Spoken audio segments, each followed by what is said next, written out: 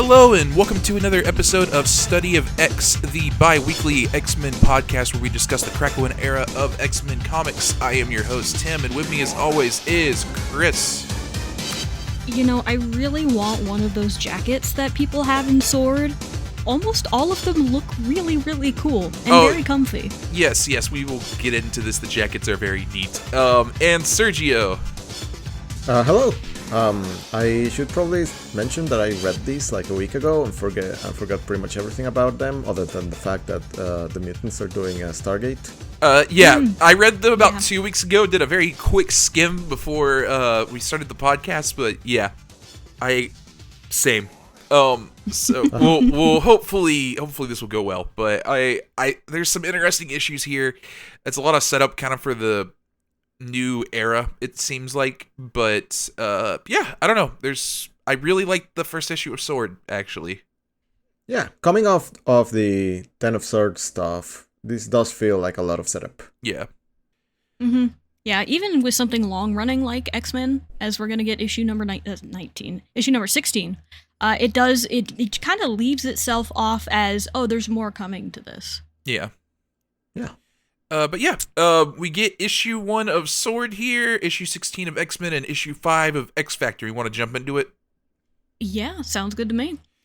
So for S.W.O.R.D number 1, titled Mysterium, this was released in December of 2020 and is from one of our first new writers of this half of the Krakoan era, and this is Al Ewing. Yeah, so we have read something by him before. We talked about this briefly in the last episode, but we read Empire, which was half written by him earlier. This guy is very prolific in the comic world at this point. He, at this time, was writing Immortal Hulk. Which, I mean, if you've listened to this podcast, you have heard me espouse how good Immortal Hulk is. Go read Immortal Hulk. It is incredible. Yeah. So this was a. Is it long? Yes. How long is Immortal Hulk? It's 50 issues, which not many comics can get to these days. Yeah, but it is a very good read. Yeah, I'll look into it. Maybe I'll check it out. Yeah. So yeah, that's one of his books before. He's been on other stuff, obviously, but at the time that was kind of like the big book. But yeah, this is a pretty cool get here. Just briefly, I kind of want to talk about the S.W.O.R.D logo. It's really cool. Yeah, it's so it's like the S.W.O.R.D, obviously, but the O is with like the X-Men X, except one of the lines of the X is like slashed through the whole circle, and the other line, like it's a sword. So it's a sword. Yeah, Mm-hmm. it's cool. It looks like S.W.O.R.D Station. Yeah. Yeah, I believe, I wish I could recall his name, but earlier on I talked about the gentleman who put together all of the styling for the Krakoan era, like creating the design for the X and all the logos. They bring him back all of the time, and this is one of his, which it shows, because, again, awesome. Yeah, very good stuff here. But yeah. So, yeah, jumping into it, starting off here, we have this really nice double-page opening shot of the new and improved S.W.O.R.D station that is now somewhat overgrown by Krakoan plant technology. I love this dialogue of Magneto coming into the station just at the start of it too. I think it sets the tone very well. This is the most sci-fi spaceship docking dialogue. Yes. Yeah. Yeah. I think that absolutely communicates that this is kind of operating in another kind of genre toolbox. Yeah, like we're space at this point. Yeah, this is like space opera, space military stuff. It's fun. Yeah. Mm-hmm. And that's kind of going to be the whole theme of this issue. I mean, the opening quote is from Abigail Brand, where she said, "This is what comes next." And that is really the backbone of this whole thing. Of this is the next giant leap for mutantdom. Yeah. And it's sort of laid out some more in a very corporate sort of way on the next page, because it is a giant data page explaining the structure of S.W.O.R.D Station. And it's got a whole lot of characters that we have not met. Most of these I'm going to be going over as we meet them as the comic goes on. But the one you really need to pay attention to at the moment is the station commander, who I mentioned is named Abigail Brand. Yeah, this is basically the recap page from other issues, but yeah, this one's crazy.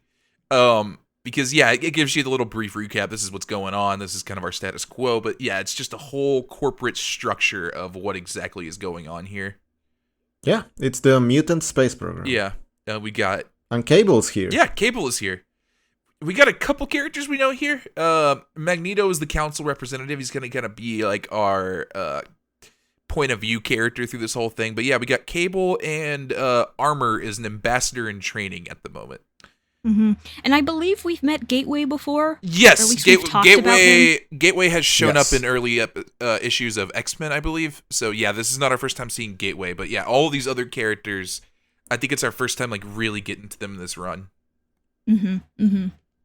But yeah, let's get into it. Yeah. So before we do that, I just wanted to mention the small blurb here in the data page showing the organizational structure. Does hint towards Brand being a character that maybe the reader should know about, or it definitely lets you know that she's been around and she's got some history, and maybe you don't know what it is. Maybe you are like me and you have no idea who this character is. But there's definitely something that's come before with the X-Men and Brand. Yeah. She had recently. This is kind of funny, actually. She had recently been in Captain Marvel quite a bit, as the head of Alpha Flight. The incident that caused her to leave Alpha Flight and end up in this book was Empire, actually. Yeah. Oh, interesting. Yeah. Yeah, so actually right before the Vescora took over S.W.O.R.D Station, she was technically in charge of it until she left because she was kind of upset with the structure of the whole thing.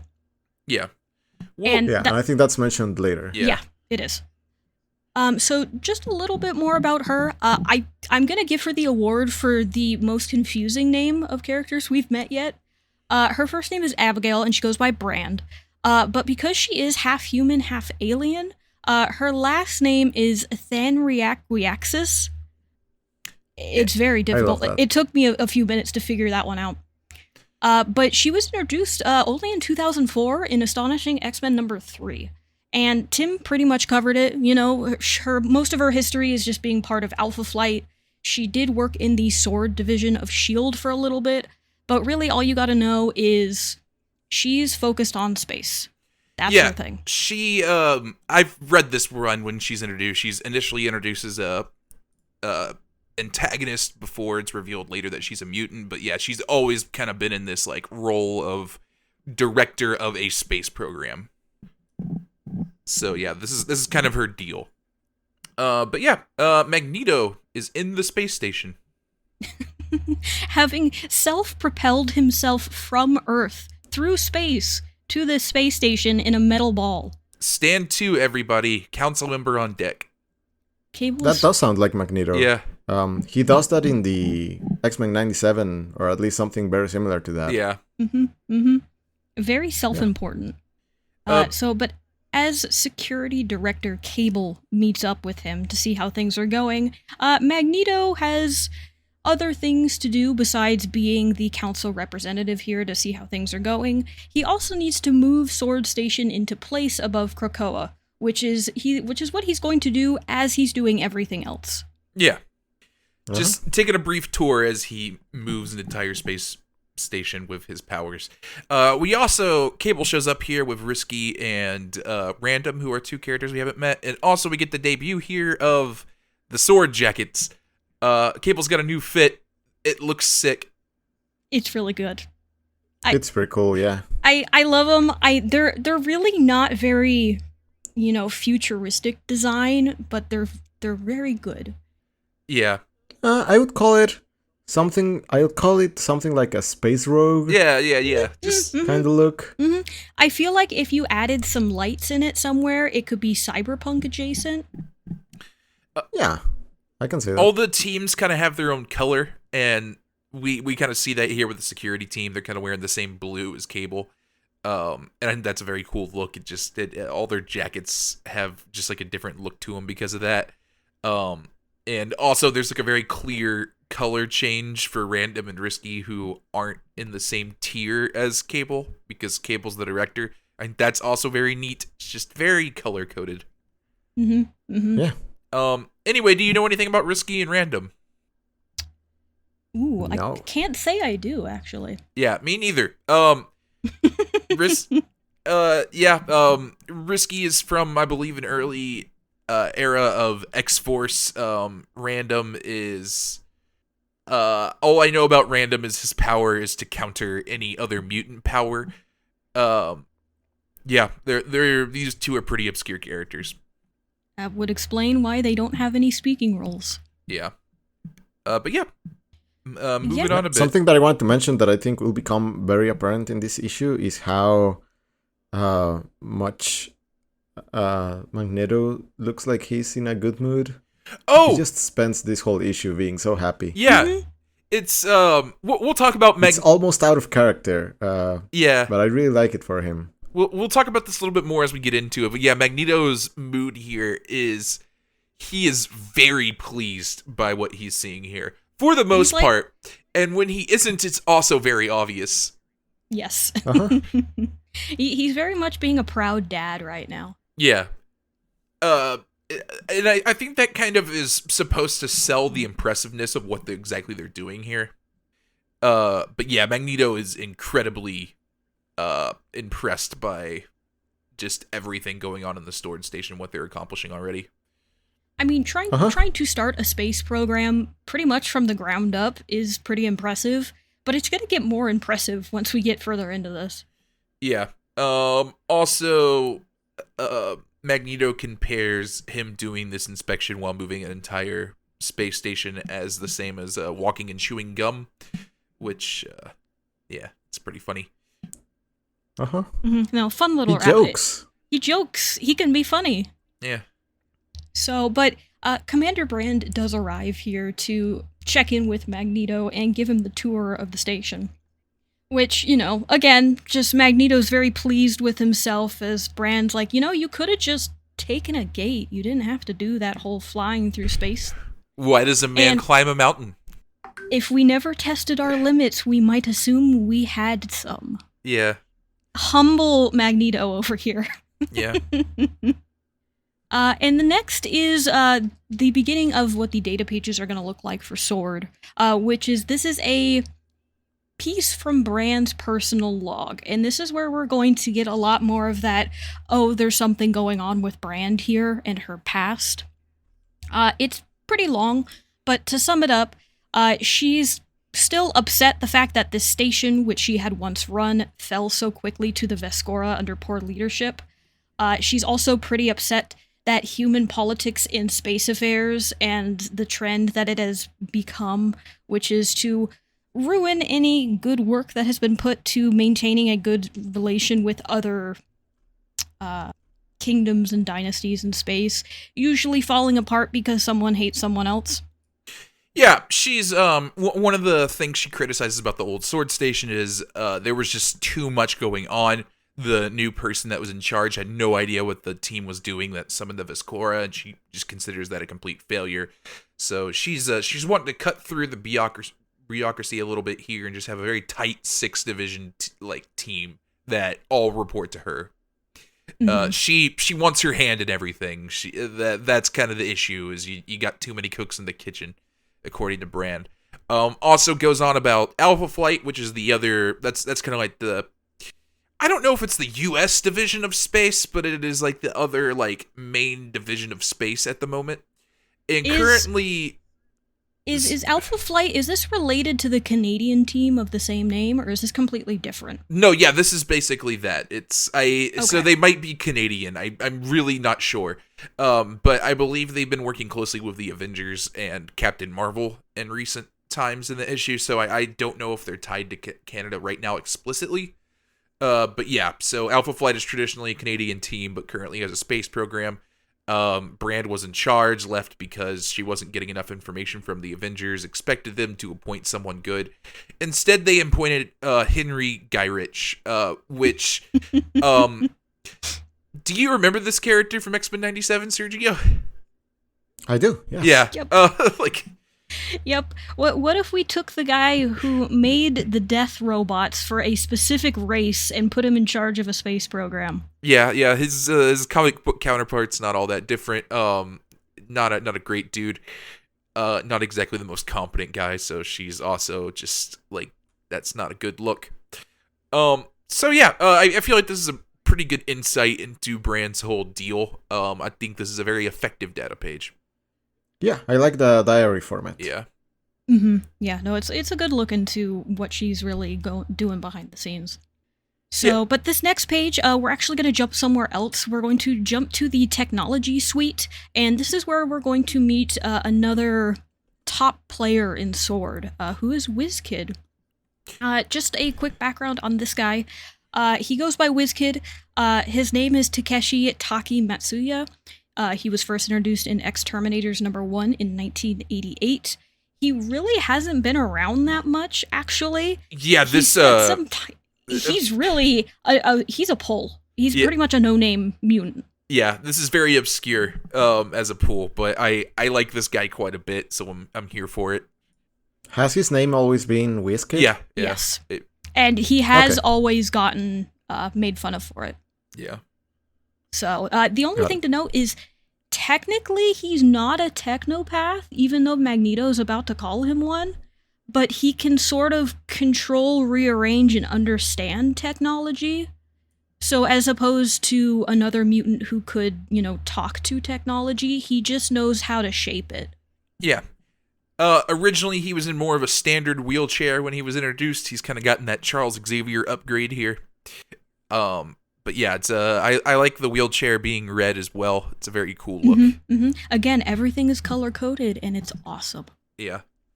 Yeah. I think he might Another actually. cool thing here is you already mentioned it, Tim, but the way that the plant stuff meshes in with the technological stuff, like the white clean panels, is very cool all throughout this issue. Yes. It's I really cool. like, especially here where you are looking down from WizKid's like vantage point, because his chair is like floating up, and you see like at least 3 tiers of levels that are just covered with bushes and the pink thingies that grow out of them in Krakoa. It looks really cool. Yeah, I think the plant aspect of Krakoa is like one of the stronger parts of that, and you just see it integrated so well into like the space aspect of Krakoa that we're doing now. Very neat. Yeah. It's very unique. It's got its own look to it, and I think it's very good. I'm really excited to see if they actually beat the goo gun. So nothing has topped that, and it's been a while. Yeah. Truly. WizKid makes a brand joke at Brand. Thought that was funny. Mm-hmm. Just and is about to make fun of the fact that Cable's name is, Cable, when he realizes that Magneto is here. yeah. Yeah, he's really excited. Mm-hmm. But yeah, he fanboys a little bit. Magneto, humors him a bit until Brand mentioned that this kid is a member of the Six, which is specifically he's the Control, and we have not heard this term yet, but Magneto just lights up when he hears this. Calls him one of the architects of Krakoa's future. He's all smiles. Yeah. Mm-hmm. Yeah, very big deal in Magneto's mind, which says something. Yeah. And we get a little bit of a conversation around here a bit with Brand kind of calling him out for calling him Krakoa's future. And Magneto just comments, hey, the Six, not as important as the Five, but they are very important. And, so, yeah, sounds like we have another mutant circuit.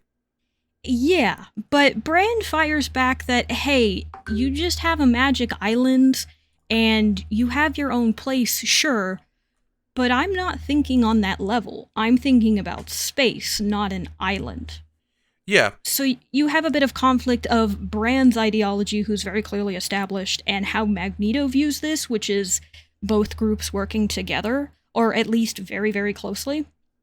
And that doesn't seem to be where she is.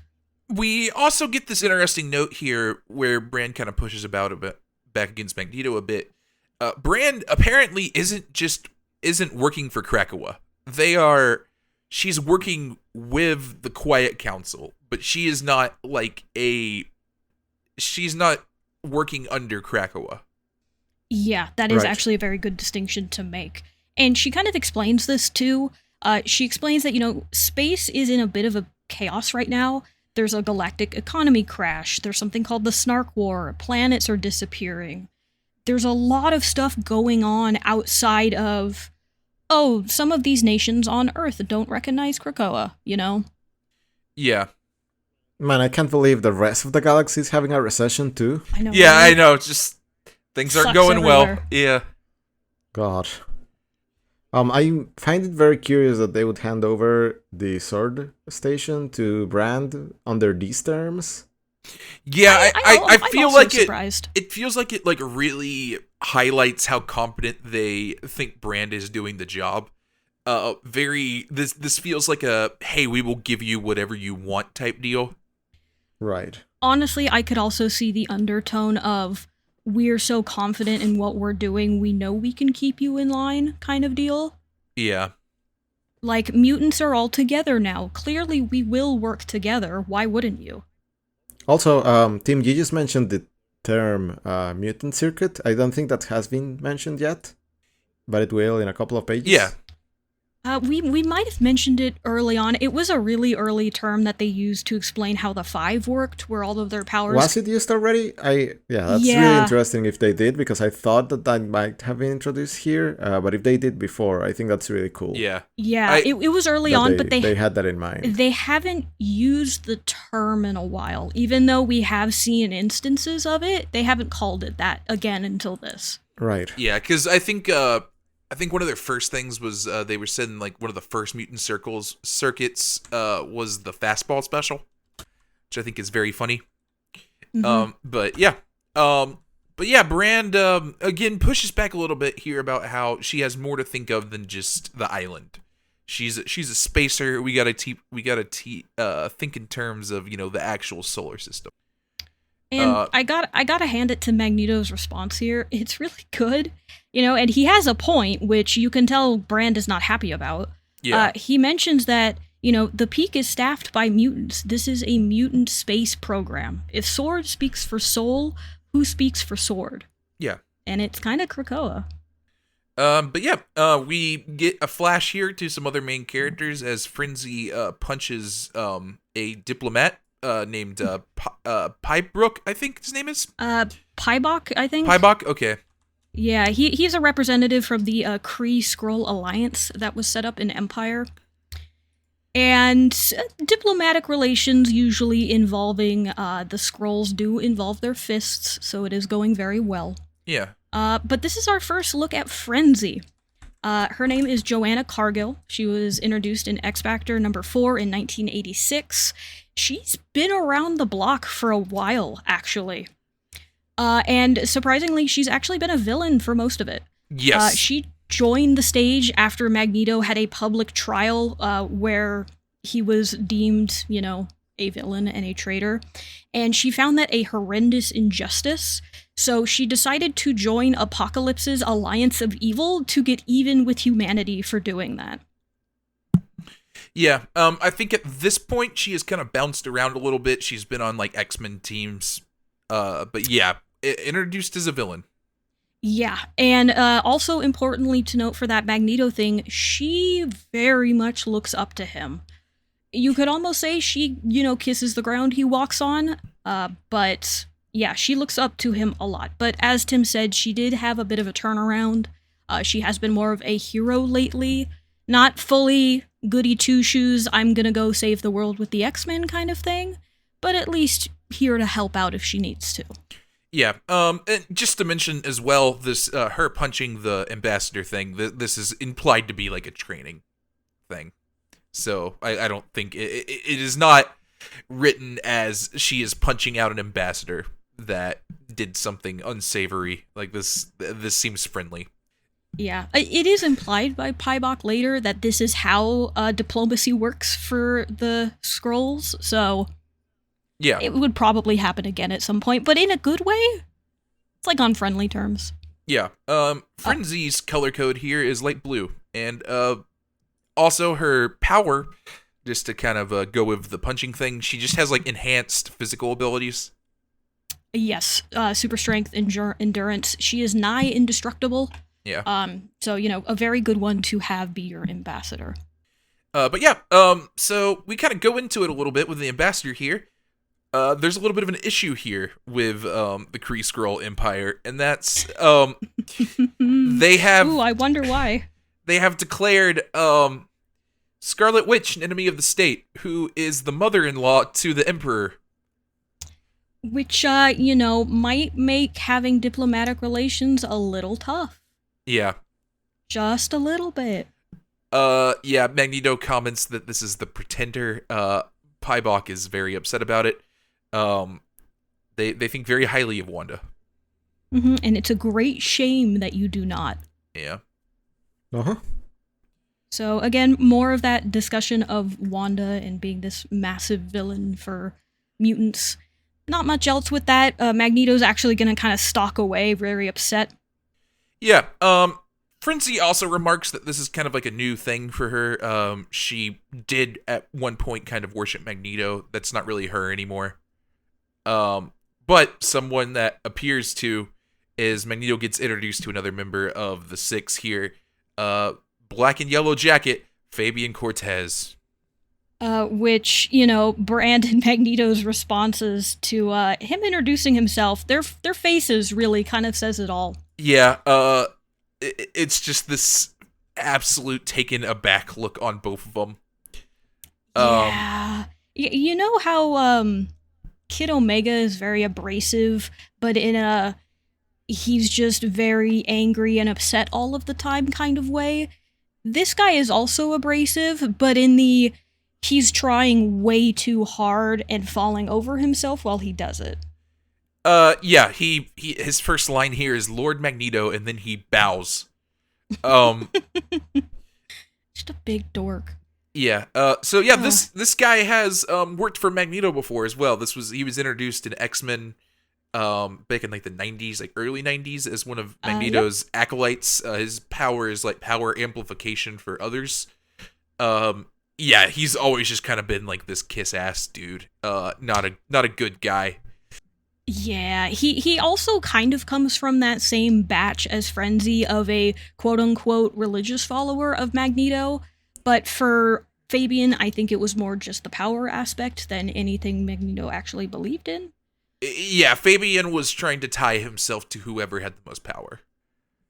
Yeah. So yeah, this dude's a worm. Mm-hmm. Yeah, that's a good way to describe him. Immediately just starts doing wormy stuff. Magneto comments slyly to Brand of, why did you pick this guy?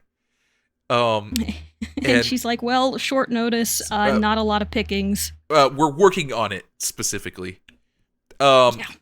But yeah. I still like him more than Kid Omega. Yeah. Ooh, okay. I don't know if I agree with that. That's interesting. Well, he's gonna have to try harder if he wants me to dislike him more. Yeah, we'll get to it. He asked him if he can talk to the council about the council's decisions regarding humans, and ends the sentence with "my lord," and it's just like, dude, like. Yeah, well, worm is the best way to describe him. It really is. Anyway, so we walk into a room called the Launchpad, where we get the teleport team here first. Mm-hmm. Color-coded orange, which fantastic, beautiful. I love it. No notes. Except for Gateway, who is just wearing his normal stuff. Yeah, no, I think that's fair for Gateway. I don't think you want to wear a jacket anyway. But yeah, we are introduced to Manifold and his team. I really like the look here of the teleport team. Like this is a cool pose they're introduced in. What do you know about Manny? This room is. I just wanted to say this room is completely surrounded by Krakoan gates. Yeah. Yeah, it's really cool. We have 6 little. It looks like hexagons in the middle of a larger hexagon, and they're all color coded for probably the teams. And yeah. What do you know about Manifold, Neeks? Or Chris? I'm so sorry. No, it's okay. A lot, actually. Manifold's really cool. I think he's one of the coolest members of the 6 here. His name is Eden Fessy.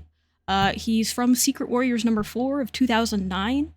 He is an indigenous Australian who lived with Gateway for a really long time before being recruited to the Secret Warriors by Nick Fury. And he's usually been involved in very linchpin moments as a very powerful teleporter. And that's because of one thing. He doesn't actually teleport people to places. What he does is he talks to the universe and asks it to do things, such as moving him and others to other places, and the universe complies. Yeah. This is a Hickman original character, actually. He has primarily been used by Hickman, I think, since his introduction, being a major part of Secret Warriors and Avengers. Hasn't really been an X-Men ever. I know he was in the Black Panther run right before it that had involved a lot of space travel. I think he might have been an X-Men Red, but I don't know if that's correct. So yeah, this is pretty new for him. He's always been a mutant. He's been taught by Gateway. He was kind of introduced as like Gateway's like apprentice. But yeah, Manifold's kind of new to this whole deal. We also get his team here, which consists of Blink, Amelia Vaught, Lila Cheney, and Vanisher. Just brief notes here. Lila Cheney is like a space musician who dated Cannonball back in New Mutants. Vanisher was introduced in X-Men number 2, the original X-Men number 2. Wow, an old one. Yeah, Blink. I don't think this character is as big as like the kind of the Blink everybody knows, who was a different universe Blink in Excalibur. I don't know about Amelia Vaught too much. I think she was also an acolyte for Magneto at a point. But anyway, Magneto is very excited to see Peeper. His good old friend Peeper. Purple Jacket Peeper, just a goofy looking guy. Yep, and as you can guess by his name, his mutant power involves his eyes, which are big and bulging. His name is Peter Quinn. He's also an old one. He was first introduced in Captain America Annual number 4 in 1977.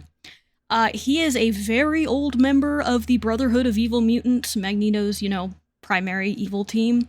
And besides that, really hasn't done much, because his superpower is the fact that he has superhuman vision. Apparently he's had a couple personality change, just from various reasons every now and then, but he always kind of seemed like a true believer in whatever cause he was on, even if that wasn't like a good cause.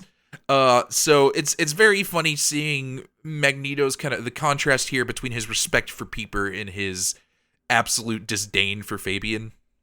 It's very funny. I think that this is pulled off really well. Yeah. He is just immediately goes up and like shakes his hand. Purple Jacket for Peter, by the way. But yeah, just very excited to see him. Just says like, oh, we'll have to catch up properly. We can go grab a beer. It'll be a good time. And Fabian is just staring. Yeah, he's like, what's going on? Yeah. I'm also Fabian in this moment. Yeah. Just this is very unlike Magneto. Yeah, he can't believe what is happening in front of him.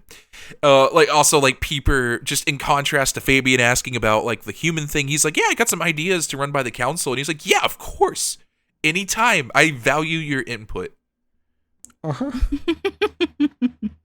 I am kind of with Sergio a little bit. This is a little out of character for Magneto, but I'm kind of okay with it at the same time. He just really respects Peeper. Just really likes Peeper.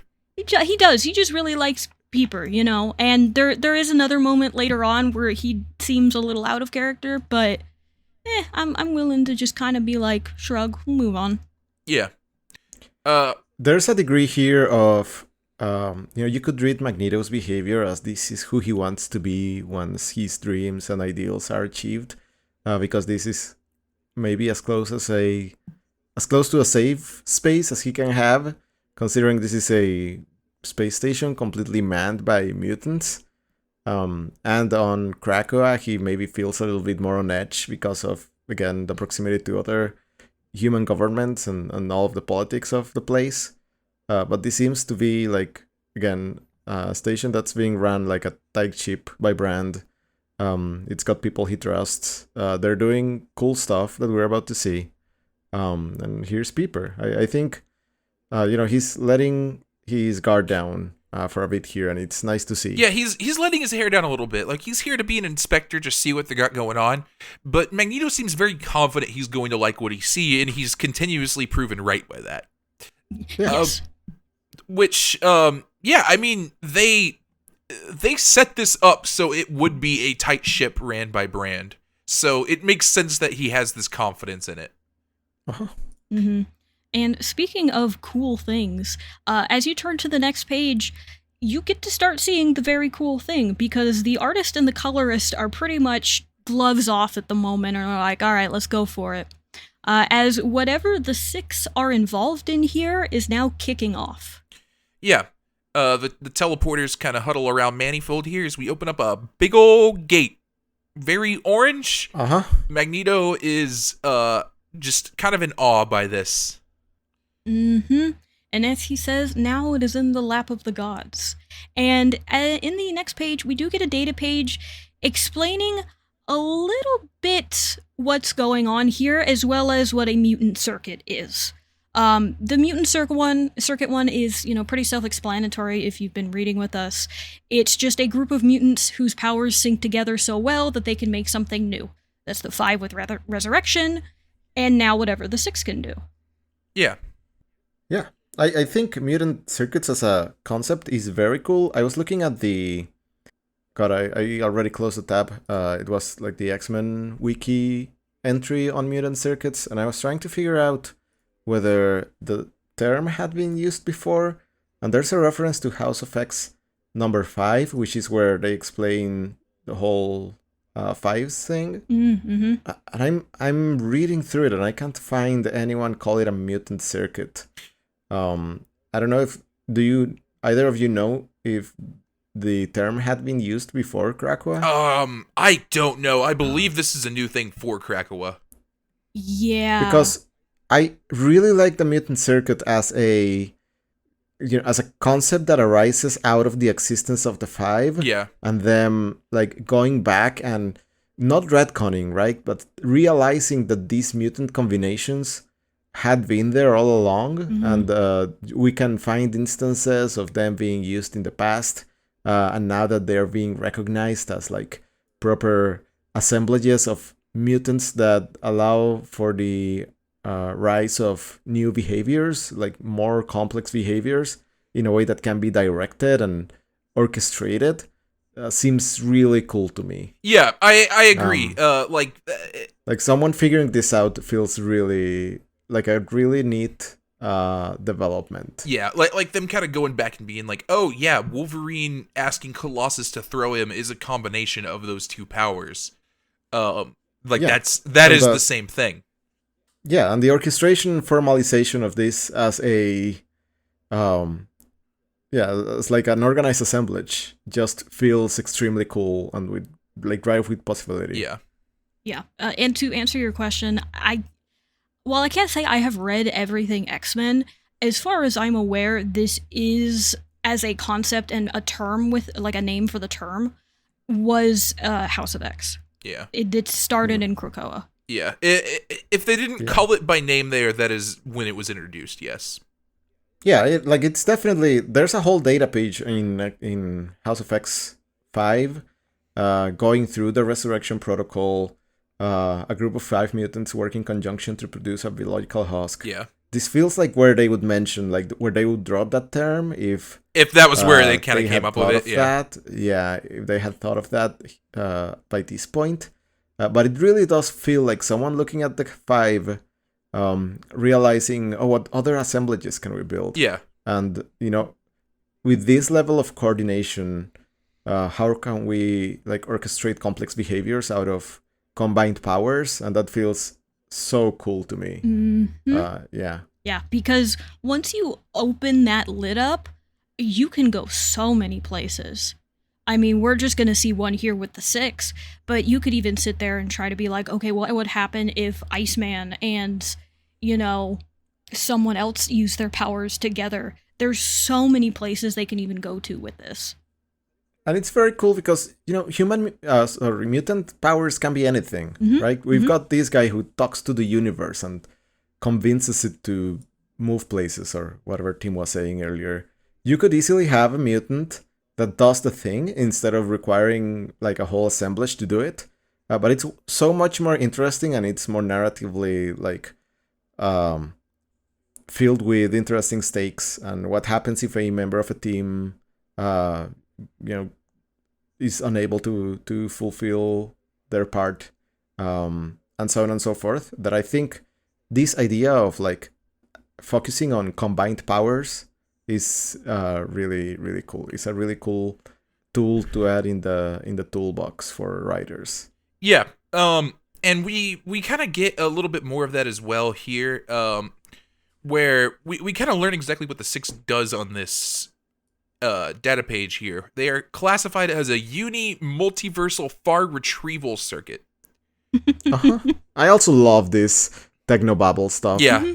It's very good. There is, if we go to another data page on the next thing, which I think is very interesting, because not only did we, they have like a whole system here where you have like a bunch of teleporters that are helping out Manifold, which is one part of the 6. But they have backups listed for all of the 6. There are redundancies, which I think I think that just, like, the 5 don't have that. Like, no. I think that really kind of shows, like, the competency of Brand here. Yeah, I would agree, and... Yeah, and that we're operating on another genre space, I would say. Yeah, that too. This is a I mean, I don't know if I would call it a series because I've only read this one issue, but this is a story that is very concerned with logistics. Yes. Just how are we moving things into the correct spot? Anyway, to kind of jump back into this data page here, so our second page of this, we kind of have our first stage circuit, which is it's a smaller mutant circuit before we kind of get to the big one about how all of these teleporters are just kind of working together to kind of boost up Manifold here. And then we get a list here of the 6. Whatever they are retrieving has been redacted. But we do get titles for each of them. So we have the Control, which is WizKid. You have the Power, the Shield, the Guide, the Eye, and the Foundry. Yeah. The Control here is WizKid, who he's a technopath, and he's just trying to he's making sure everything aligns correctly. Just everything is working the right way. And his backup here is Forge. The Power is Fabian, who is trying to boost the power of the circuit. We don't know his backup. Armor is the Shield, who is just supposed to give a protective kind of suits to everybody. Her backup is Skids. Manifold is the teleporter, who's moving to space. And again, a lot of redacted things here. We don't have a backup for him, which I think is very fun. He's just too strong. He's very important here. Peeper's supposed to be able to discern the carbon particles that form around the thing. He has a backup named Doc, and Risky is someone who's generating an implosive field. I'm guessing also as just a protection thing. Her backup is Zorn. So yeah, apparently unified by the Control, the teleporters are working as an anchor, so Manifold can find them way back over whatever they do. And then they arrive at the staging platform constructed by the previous second stage operations at the Blink. And we turn the page. And then we see this staging platform somewhere, as the text is going to describe, somewhere at the far shore, the farthest point of all, and then further and further still. It is this space platform that reaches into an emerald green portal as the rest of the 6 armor up and head inside of it. I love the use of the data page here, where it just like blends into the actual actions of what's going on in the actual comic itself. Mm-hmm. Yeah, it's very cool. By this point, you don't really know what's going on, and I don't know that we are entirely aware of what's going on by the end of the issue, but it's very cool. Yeah, I agree. I also feel like I don't really have a grasp on what exactly is happening here, but it sure looks neat. Yeah. It does. It looks really cool. There's a couple of phrases here and just visually what you can kind of figure out. There's some things that it's going to say here, like elemental cosmic heart, white hot room of secret fire, and a couple of other things. The white hot room is an important thing tied to the Phoenix, and that is a, celestial galactic level power. And you get this shot of this almost like creature in the bottom right-hand corner, as it says, unto the innermost fires of creation, and it vaguely looks like a biblical interpretation of what an angel should look like, which is just shapes and eyeballs. So interesting. To me, it looks kind of like a dragon, but they're like rings, so it doesn't actually have a tail or a head. Yeah. They're just gosh, what's the word? It's like concentric circles. Rotating around each other, like you would find in like an astrolabe or something, or like a celestial model of some sort. Yeah. Except it's like a dragon's body. It's really cool. Yeah, it's very cool, and it's also just very alien, too, to what we've seen. Yeah, you know they're breaching something that increases the scope of what we've read so far a couple of degrees at the very least. Yes. Yeah. And as all of this is happening, each member of the Six is doing what they're supposed to do. Peeper is looking for something, they are able to find it, and then they are able to condense the materials that they want into a shape, this pyramid-looking metallic object, which they then grab and bring back with them. Yeah, this is what Risky is doing, by the way. She's like compressing components into matter, so that it turns into this like pyramid thingy they grab. Yeah. And again, all of this is accompanied by this very big, grandiose narration of what exactly is going on. That's a continuation of the actual data page we were just reading. Yes. I can't say this enough. I really think this is one of the coolest uses of a data page we've seen. It is a very good one. Yeah. I would put it up there. But yeah, we finally get the title card here of Mysterium. Which, I gotta say, I forgot there was no title card until I got to this again, and I'm like, ooh, that's a good one. Yeah. But yeah, we got the thing, and Brand says, you felt that, right? And also, Magneto has finished moving the S.W.O.R.D station to where it is. She has the teleporters go retrieve them. And yeah, everybody's back. We got the thing. I do want to point out, it's actually really subtle what Brand is noticing here. Because Magneto's like, okay, yeah, I put S.W.O.R.D in geostationary orbit, sure, whatever. And she's like, wait a second. There's an ionic discharge. That's way too soon. And she gets everybody into action to bring the Six back. Yeah, again, it's that tight ship thing. She was very aware of what happened. The Six just look absolutely beat by this. They are exhausted. Manifold is falling over. Fabian and Risky just looked like absolutely disheveled here. Like, this was rough. Yeah, but as Manifold has in his hand, he has that metallic black pyramid there. And as WizKid says, there's nothing dangerous. It's safe. It's cool. There's no radiation. But they did it. Yeah. This is what comes next. Yeah. Dun dun dun. And I do want to read the quote here at the end. It is by Dr. Doom, and it's very good.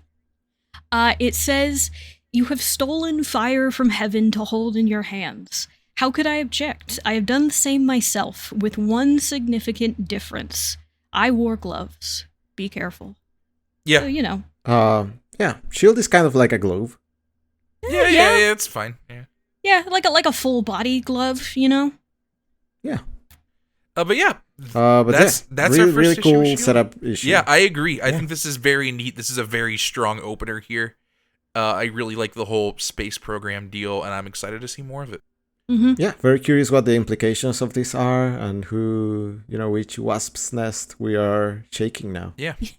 Yes, that apparently took the power of 6 mutants and more to be able to do, which has got to be something. Because if 5 could, solve death, what is 6 gonna do? Yeah. It feels like, the math doesn't necessarily work that way. I'm pretty sure we could find 6 mutants that them together couldn't reach, what Magneto can do. But yeah, looks very cool. I agree. Lots of really colorful stuff going on with the whole breach sequence. Mm-hmm. Yeah, no, that was a really, really good flex of the artist and the colorist. Unfortunately, we're not going to get S.W.O.R.D number 2 for a while for us. It's not until after King in Black, which is gonna unfortunately start a trend with S.W.O.R.D where it's gonna get caught up in a lot of events. It will get yeah. We'll talk about that. We'll talk about that, but we are still gonna get fun stuff, so there's still a lot of good things to look forward to for S.W.O.R.D, but it is gonna be a minute until we talk about it again. Yeah. We'll eventually get to it, unless it is cancelled, but I'm not sure that it was. So we will see. But the next one is X-Men number 16, Sorted Out, written by Jonathan Hickman, and also released in December of 2020. And do you realize we're 50 minutes into the episode, by the way? That was a really chunky one. Yeah, this was beefy. We'll see if these other ones go a little bit quicker, but I don't know. Yeah, I looked at the time, and I was like, oh no. I am not shocked and out Ewing issue number 1 did this to us, but yeah. Wow. Hey, again, I'm gonna shill it. Immortal Hulk is incredible. Yeah. We are back on Krakoa. Cable is, I guess, back from his little space station trip with Prestige and Cyclops, and we're gonna watch 2 islands mate. Yeah, I mean, you could look away if you wanted to.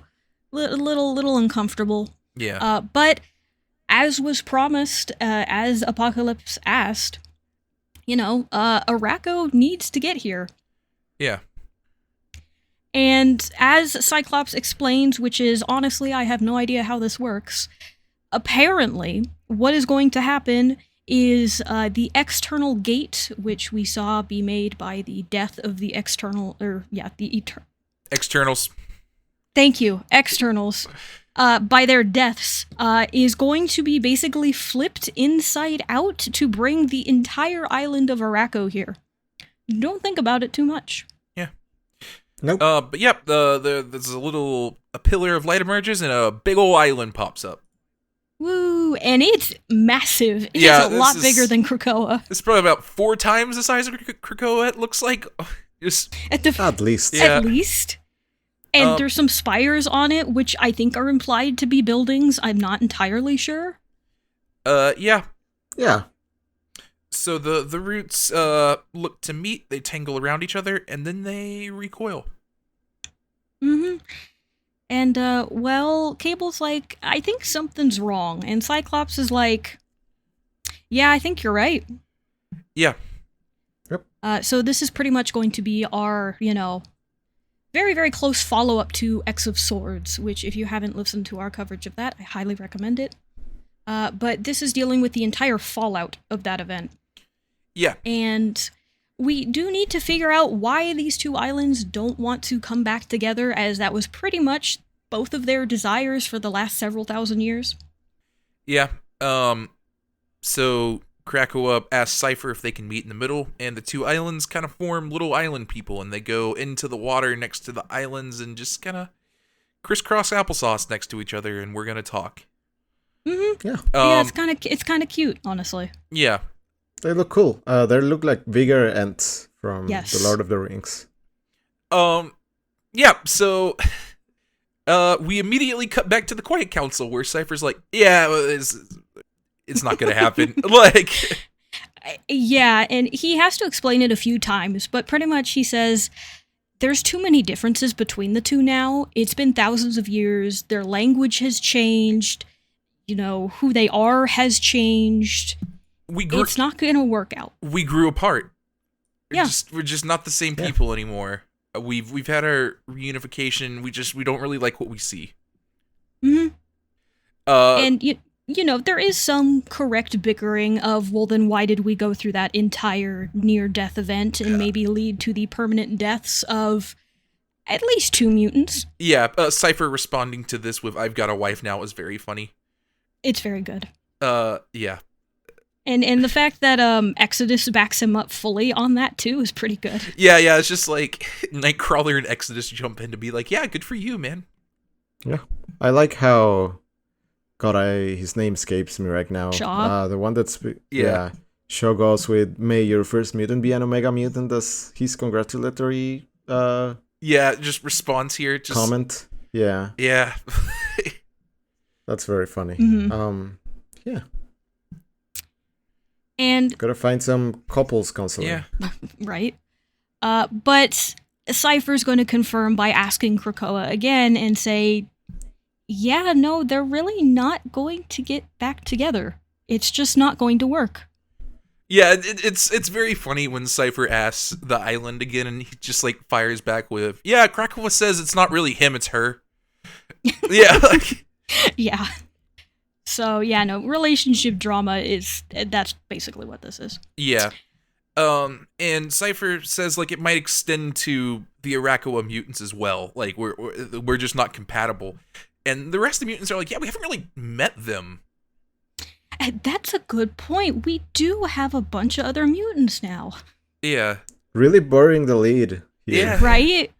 It's not the land that is important here. It is the near 2 million new mutants that just showed up on Earth. Yeah, they 20 times as many mutants in Arakoa as there are in Krakoa. Yeah, this is like an unfathomable number of new mutants that have just popped up next door. I did do the nerdy thing, and I went and I looked it up because there is a number in House of X where they're like, this is the amount of mutants that are on Earth right now, and it was 100,000. So I times it, and it is almost 2 million mutants. Yeah, like, that's an insane population boom. Yeah. From a culture that is entirely war-focused. Yeah, so, yeah, Emma responds like, yeah, what are we going to do with them?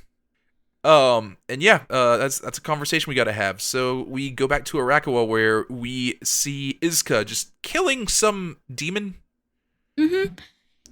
And, she explains, like, hey, if you find one, you gotta kill it, or else they're gonna reproduce like rabbits. Yeah, That's just how it works. They reproduce asexually, you gotta make sure they die.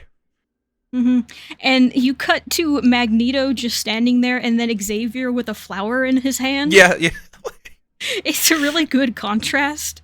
And basically, Iska is there to talk to them about their situation. And Xavier and Magneto are there as a peace offering to try and see if they can create some sort of relations between the two groups and figure out what to do. And Iska tries to very nicely explain to them, you are doing a peace offering. We don't have a word for peace. Yeah, like he's like, oh yeah, here's a flower, you can plant it. It'll make it easier for you to travel to Krakow. And she's like, yeah, it'll make it easier for comfort. So we don't do that. They really should have brought someone who was a tournament. Yeah, like this. Yes, this feels like a very obvious oversight here. Yeah, maybe someone who understood like Iska's vibe. Yeah, like maybe Storm or somebody. Who kind of understood what was going on. Yeah.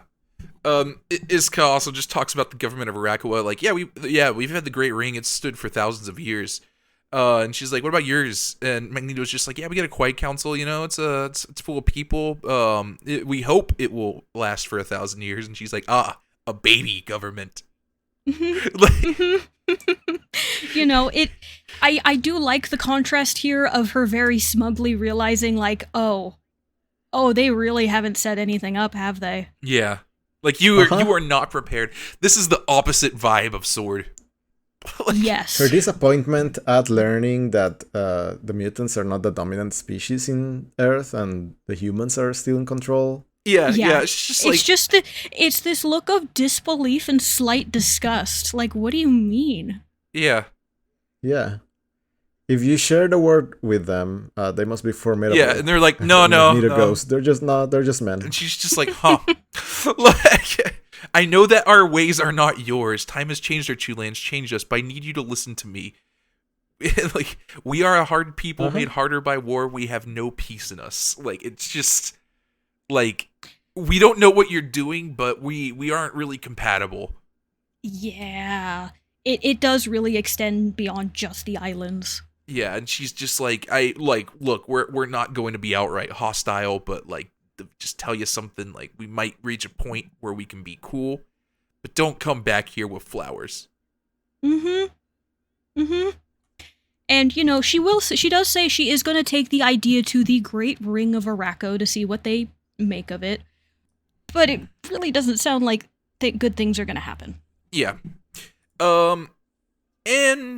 We get the Great Ring of Arakoa here, where we get the power structure of them. We have 4 sections, kind of similarly to the Quiet Council here, with Dawn, Dusk, Day, Night, and Arakoa kind of set up in a similar way, with Arakoa and Red Root as the cipher.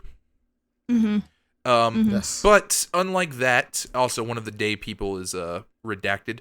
The Night seats are interesting in that they are heavily rumored, but we don't know exactly who they are. Or if they even exist. Right. We got some names here, not really much beyond that. The only one of these that we've seen other than Iska is Tarn the Uncaring. Which is actually a pretty cool confirmation that the fact that the first person Sinister runs into in Araco is a member of the Great Ring and a Omega level mutant, because at the bottom of the page it does say every single mutant that has sat on the Great Ring is of Omega power. Yeah. And it will never be changed. That's how it is. You have to be strong to be on this government. Very funny that they would already also have the Omega designation. Yeah, Yes. yeah. For them to distinguish who gets to sit on the council. Yeah. We We are discussing here in the Quiet Council again, but we don't really have the members anymore. Charles and Magneto are here discussing with Cyclops and Jean about what exactly had happened. Yeah, and they actually suggest that because there are empty seats now on the Quiet Council, that Scott and Jean should be the ones to fill it. Yeah, after Jean had given it up to go Jean had given up her seat in S.W.O.R.D to go save Cable and the rest of the mutants. So they look at each other briefly when the offer is made and then just respond back, no. I like how this happens right after Iska calls the Quiet Council a child government. Yeah. Yes. And it really is if they just offered a position to the 2 people that walked in. Yes. Yeah, it really hones in her words that, yeah, they don't really know what they're doing. Yeah, like this is, you just kicked off Jean. Yes. Yeah. Yeah, what do you mean you're going to bring her back? Yeah. Yeah, it's nuts. But yeah, so Magneto just responds with why not, and Jean just fires back of, we think we need the X-Men again, and we don't think that can be the Quiet Council. And like we need Krakoa to feel like someone is acting in favor of them and not deciding what's best for them. Yeah, because the Quiet Council surely is not. Yeah. No. No. And Cyclops says, yeah, he's still going to be a great captain. He'll still, just be in that role, but the X-Men need to be separate. And, despite that talk on that data page that we read in S.W.O.R.D, where they're like, we need to divorce the name X-Men from Mutant Lexicon, we're not going to use it anymore. Xavier's just like, yeah, I can't sway your minds, huh? Go for it. Yeah. And yeah, they ask him how he's planning to form the team. He says, yeah, Cyclops could probably easily handpick a team, but he thinks that feels wrong. He thinks it's best to have the people vote. We're going to have a vote, election of the X-Men. He printed some cool flyers. Yeah, for the people. Yes. I actually, I'm really excited to talk about this because it's more than just a really cool election of the X-Men page. This was actually the first fan-picked member of the X-Men ever in a comic book. Yeah. This was an actual live vote that ran from January 27th of 2021 to February 2nd of 2021, where people could go on Marvel's website and vote for a member to become part of the X-Men, and that person would be added into the relaunch that was going to happen in July under Gary Duggan. Yeah. And I actually do have the list of names here. Oh, don't go into that. That will. I'm looking at it right now. Oh, no.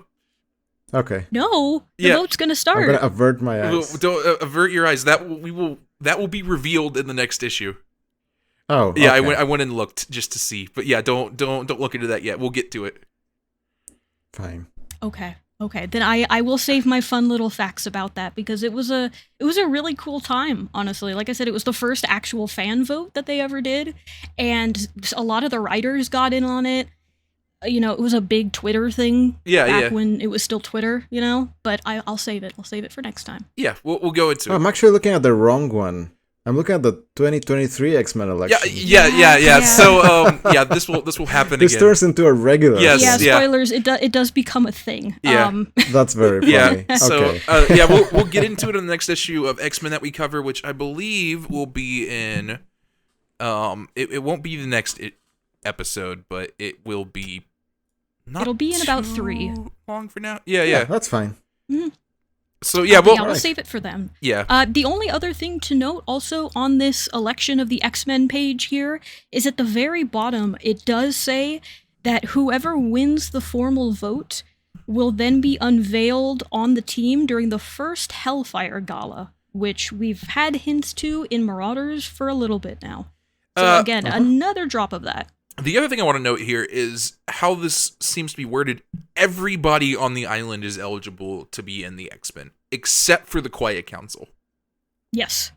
And one of the small fun facts, that extended to the website where you voted. You had to select, okay, yeah, I read the rules, and one of the rules was you were not a member of the Quiet Council.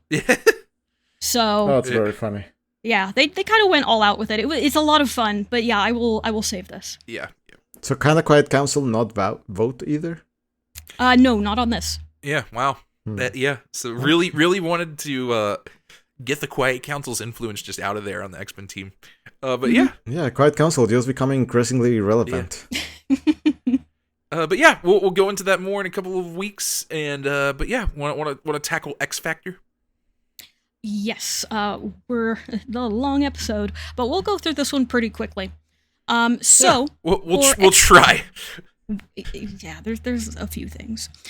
So for X Factor number 5, titled Suite number 5, First Movement Finale, After a Summer of Allostatic Overload, it was released in December of 2020 and written by Leah Williams. And we're going to open back up here as a bit of a refresher as to where we were before X of Swords, because that was where this left off. The X Factor team was not involved in any of that, so they didn't really do anything. Yeah, besides Polaris. Yeah, but yeah, for the most part, X Factor has kind of been on the bench for a little bit. Yeah. So this was weeks ago, where on one of the live streams, Wind Dancer, the mutant that they learned had been murdered, basically informs the live stream host that, yes, kill me on live, TV. That's what the fans want. Adam X is the host, just throwing that out there. Right, isn't he a mutant? Yeah, he's a pretty famous mutant, I think. I think he got retconned into being like a Summers brother, actually, but I'd have to go check that.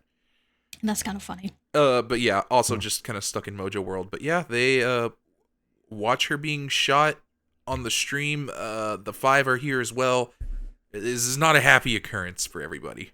No, but it is proof of death, which is what they need in order to bring her back. Yeah. God, I feel like we read the Mojo World stuff like 5 years ago. God, yeah. It was a bit ago, so I'm actually really happy it opens with this very tiny recap. Yeah, we got a little bit of closure here. Yeah. Case closed. So there is a little bit of talk here from the 5 that they can now bring Wind Dancer back. However, there is a hold on resurrections after Rockslide came back incorrect, and they need to fix that first before they can really move on. Yeah, they do mention like, okay, we've opened up resurrection protocols again, but we're like just a little bit nervous to do this after that. But yeah, we cut back to the Arbor Magna. We're back in the hatchery here, as a Prodigy and Elixir comment on somebody who's just standing outside. And just waiting, you know. Yeah. X Factor have offered their services to check in on Rockslide to try and figure out what exactly happened. And Prodigy mentions that his powers don't seem to work on Rockslide, which is weird. It almost makes him claustrophobic. It's very odd. He doesn't know how to put it. Yeah. Rockslide also been sitting here for the better part of like 2 weeks. Yeah, Yes. just hanging out. They keep just trying various powers. Dakin's pheromones aren't working. He apparently doesn't have a skeleton. Doesn't seem to have any opinions or skills. Nope. Just He is a blank slate, for better or worse. Rachel pops up here to do some chrono skimming, which Rockslide immediately just starts saying he's sorry. And it's the same, distorted text that we saw last time with him. It's a cool effect, shows off that there is definitely something wrong. And Rachel's chrono skimming actually ends up being really short. If she goes too far in the past, she can get a little stuck and lost. But here, we basically see Rockslide being brought to the Quiet Council, him falling apart in front of Lorna, where she's saying, "I'm sorry," over and over. And then she kind of gets snapped out of it as Rockslide looks over to her and says, "I am sorry," before she is forced back by an unknown force. Yeah. So everybody just starts, just, "Hey, are you okay?" And apparently, no, she just hit the end of it. Like it's like a movie reel that just spins. I think that's a really good description of it. Honestly, Yeah, it's very vivid. Yeah, I agree. I could write about that description. I think it's very good. Yeah. Yeah. The implication here being that this Rockslide wasn't pulled from another timeline. He just kind of started existing. Yeah. Yeah, that's my read of it. Yeah, he's about a week old. Like, this is just a different person. And yeah, iBoy immediately hugs him and says, "It's happy birthday. We love you." Yeah, I love iBoy. Yeah. He's just... Yeah, that's very cute. He's so sweet. But yeah, we kind of look who's been standing in the outside the whole time, and it's Emma. Kind of hard to tell in this one. There is going to be a little bit later where it definitely confirms it's her. But yeah, she's just standing out there and has not come inside this entire time. Yeah.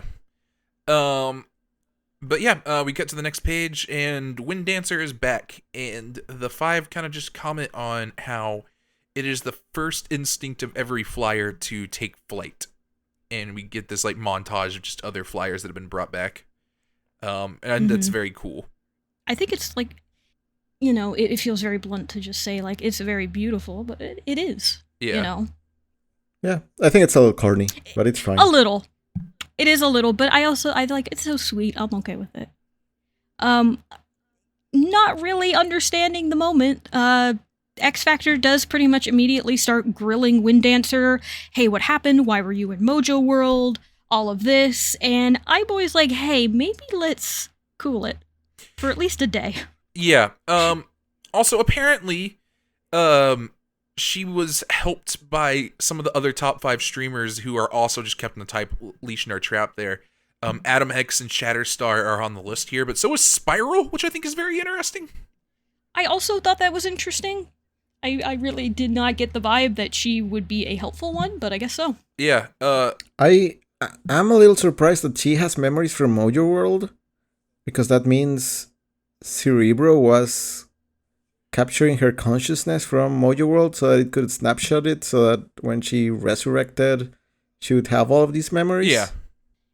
She's kind of an interesting note. Yeah, it is a very interesting, basically, power-up to Cerebro, that it can go to a different reality. Yeah. Yeah. It would seem to contradict some of the stuff we've seen before, but it's fine. Just so she can tell her story. We get a little bit of a conversation here between Moonstar, actually, who I think that's very interesting, and Emma, about what like Emma's doing out here, and apparently she she's been standing out here and just like making sure this goes well. She feels like she has failed the kids, failed Rock Slide specifically. Yeah, and I really like this for Emma. It's been pushed a lot for Krakoa for her, where she's doing this for the children. And again, this is just a confirming that. But she also seems to be one of the few who is actually mourning the loss of Rockslide. Yeah, it's very interesting that it's her that's doing this too. Like, this isn't Xavier, this isn't Magneto, it's Emma who is just like in deep mourning. Yeah. You know, I can see why, because to Xavier and Magneto, oh, well, he got brought back anyway. Yeah, he's different, but Rockslide is alive. Yeah. Whereas Emma understands that there is a nuance and a difference here. Anyway, party at the Boneyard. Woo, party at the Boneyard. We have invited everybody. We're having a party for just for fun. All the local kids, the great bonfire finally went out from Fallen Angels. Yeah. And now the party has moved to the Boneyard. And yeah, Rockslide's here too. We brought him for the party. And Dakin comments he is surprised that iBoy's whole deal is not an act. Which Polaris responds with, "Are you asking me if he is genuinely nice?" Which it's a fun little interaction. Of course, Dakin would see it that way because, I mean, if you're a Wolverine, you're not going to go through happy times ever. Yeah. They rib each other a little bit. Aurora sees and just leaves. I think reads this as flirting. Is not super happy about it. Yeah, and then we get a little data page here with just like the structure of the Boneyard and just where everybody's rooms are. Woo! It's really cool. It's a cool design. Also, it is a living and sentient house. Yeah. Yeah. The only real interesting thing here is how they've got thermal hot springs in the... Oh, in the basement, yeah. Yeah. In the basement, yeah. Yeah, that's about it. Yeah, it's a neat little room, but yeah, it's pretty... Like, we got a theater, we have, the meeting rooms, and then everybody's little apartments. Yeah. And in this next page, we're actually going to get a look at what a lot of people are doing here in the Boneyard. We get a look at Lorna and Rockslide hanging out. It looks like she's playing some sort of a Game Boy game. I thought it was iBoy. Painting. Oh, no, it isn't. Yeah, you're right, it is Lorna. Yeah, she kind of went off to the side. She didn't want to be in the party. But Dakin's painting his walls. The five discuss Gorgon and the Hellions' resurrection. Apparently, Gorgon has been brought back, but he came back wrong, just like all of the rest of them. But the Hellions that were killed and brought back are also resurrected, but they're less wrong, and they're more like a honed blade. Yeah. Dying in Arakoa apparently just made them angry. Yes. So, very weird. We'll have to see what that is. Kind of interesting that we first get this confirmation, like off-screen, basically. We don't actually see them come back. Yeah. Yeah. So, and also there's a bit of a side conversation between Prodigy and Winddancer here, as Prodigy admits that he's not sure how he died. He thinks he might have been murdered. Because before all of this, he actually did lose his powers, and it was resurrection that brought him back. Yeah. I do believe that is the first instance of that being mentioned. Yeah. And also, he thinks he was killed. There's a little cute scene here of iBoy just covering his eyes as two women are kissing beside him. I really like this little scene here of Kyle talking to this little mutant kid who's gets powers based on whatever different music he's listening to. He's wearing headphones. He just looks real neat. And Rachel's just like, I gotta text Dazzler. She's gonna love this kid. Yeah. Again, I really feel like X Factor's strongest point are the little character moments. It does so well with them. Yeah. Aurora walks in with Dakin doing art, and Dakin confirms, I wasn't flirting with Lorna. She's like a sister, and Aurora just says, I know, and just looks less angry. Not just art, but art on his wall. Yeah. As one does if they're 5 and has crayons. They're like chalk drawings. He's like, I know. He's in here doing like cave paintings. It's kind of cool. Ugh. it is kind of neat. I just think it's a little silly that you have this big tough Dakin and he's just back here like drawing on the wall like he's a child. He likes art. He does like art. He's got to decorate. It's some nice looking art. I'll give him that. I'll give him that. Yeah. We get another data page here. What might be some spam mail that North Star forwarded to Prodigy and is like, hey, this might not actually be spam mail. It's really, really long, and it's almost written almost like a short horror story. Do either one of you want to try and summarize this?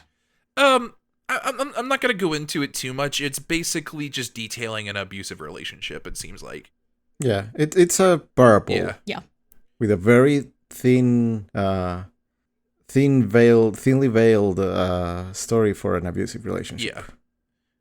The subject is why didn't you just leave? And it's just it's pretty much, it's talking about like, being isolated, like being cut off from everybody, just continuously getting trapped and feeling like you're messing up over and over again. It doesn't seem like a healthy relationship. But yeah, there's like a note here from North Star saying like, I got this email. The email looks a little sketchy, but doesn't read like spam mail. We should maybe check this out. Mm-hmm. Yeah, I do think it's very effective. I do think it communicates what it wants really well. Yeah, I agree. Like some bad stuff happened here. We should maybe. It's doesn't sound good. But yeah, we are back here with North Star and Aurora having a conversation on top of the Boneyard. Apparently in French, like Canadian French, which kind of cool. But yeah, North Star offers his hand. Aurora pulls back, saying we can't do that, and he's like, "No, they fixed us when we went through Resurrection." Yeah, I want to say I mentioned it when we first met them, but there was a really awful experiment between the two because they do have a power where if they hold hands, as we're going to see, they can create an Aurora, but they can also fly as well. Yeah. So that has thankfully now been fixed, so they can, hold hands together and make this very, very pretty Aurora in the sky. Yeah, the various mutants are seen just like as this is happening. Dakin's kind of like watching it in bed. Kyle's just watching from his bed. Prodigy is ignoring it while on his laptop. It's a fun little scene. Mm-hmm. Yeah. I think my favorite, though, is Polaris and Rockslide, as they're just both kind of sitting there. And Rockslide just says beautiful, which is his first new word since he was born. Yeah. And as we're kind of taking in all this, there's a scream as Rockslide covers his ears, and Siren has been killed. She has fallen to her death. Dun dun dun. And she's a flyer. This shouldn't be happening. Dun dun dun. Yeah, sounds like a job for the X Factor. I believe it is a job for the X Factor. Someone should give them a call. Yeah. Who you gonna call? X Factor. Yeah. But yeah, that is it. We have a bit of our wrap up from that last little story ending, and the transition into this new one, which seems to be trying to figure out why a flyer just fell to her death. Yeah. What do we think of these issues? This one's fine. I think this one's probably the weakest of them all, mostly because it's trying to close some loose ends from before the event and during the event, and starting something new, which, is fair. It just found itself in an awkward position narrative-wise. Yeah, I agree. I really like the X-Men. I think, I mean, the obvious highlight is S.W.O.R.D, but I did also really like the X-Men kind of shaking things up for the Quiet Council and presenting a new status quo. I'm very curious about what's going to happen politics-wise, because you've got like the perfect setup for like a warring or like a cultural mismatch between two countries, which can get very sticky. I'm hoping that they handle it correctly if that's the direction they're going in. Yeah. Which is pretty much inevitable unless like Arakko blinks out of existence the next issue or something. Yeah, we'll see. It definitely like leads to interesting things are going to happen here. Yeah, but I do like how, having to follow up that huge event, we now have stuff that is continuing to build off of that and also continuing to open new avenues. S.W.O.R.D exists basically because of 10 of Swords, but it already feels like its own thing. Yeah.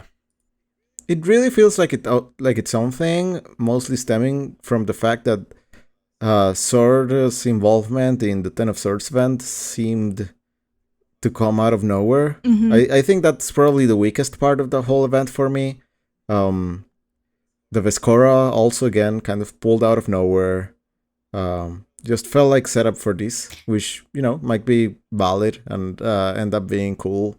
But yeah, I didn't really understand what the S.W.O.R.D, the space station role was in 10 of Swords that couldn't have been fulfilled by pretty much any other narrative element.